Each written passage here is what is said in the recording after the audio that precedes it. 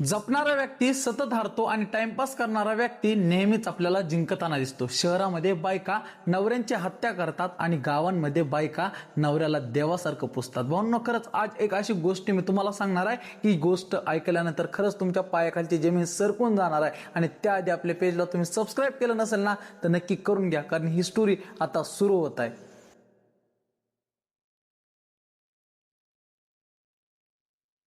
अरे, एक मुस्कान होती जिने स्वतःच्या नवऱ्याला ड्रम मध्ये भरून मारलं। दुसरी सोनम होती जिने स्वतःच्या नवऱ्याला हनीमूनवर नेऊन मारलं। तिसरी प्रियंका जिने स्वतःच्या नवऱ्याला पोत्यात भरून मारलं आणि सियाने होणाऱ्या नवऱ्याला लोहगडावरून ढकलून दिलं। आणि आता बायकोने स्वतःच्या नवऱ्याला मारून बाथरूम मध्ये पुरलं।